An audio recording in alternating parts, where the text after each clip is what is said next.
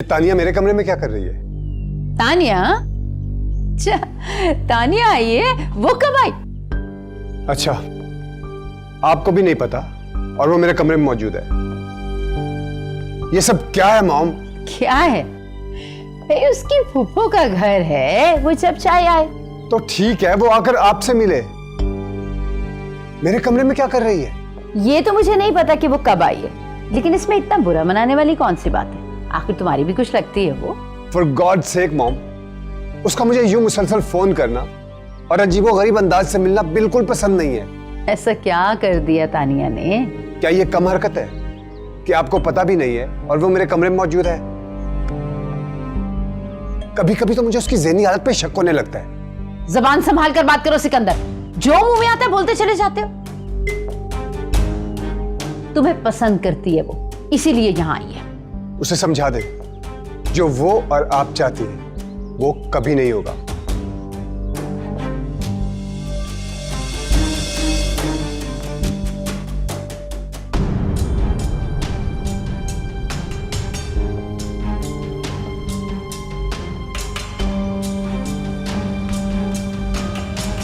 मेरा मैंने तुम्हें इसलिए बुलाया है कि आओ।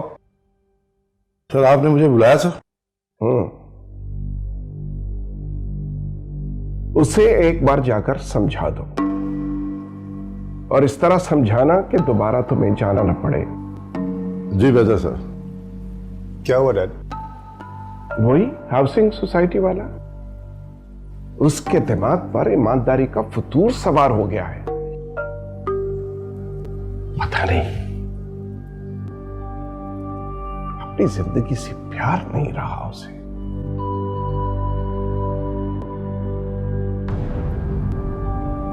मैं भी चलता हूं। एक मिनट, तुमसे एक जरूरी बात करनी है, बैठो।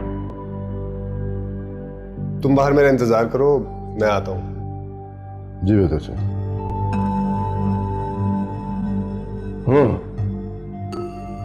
डैड, अगर वही मौजूद है तो प्लीज फिर कभी सही। मुझे तुमसे ये नहीं पूछना कि क्या और क्यों, हाँ या ना में तुम्हारा क्लियर जवाब चाहिए मुझे। और अगर मैं ना कर दूं तो? तुम्हारे साथ हूं। जब आप मेरे साथ हैं तो मैं हाँ करूं या ना, क्या फर्क पड़ता है? You are my power, Dad.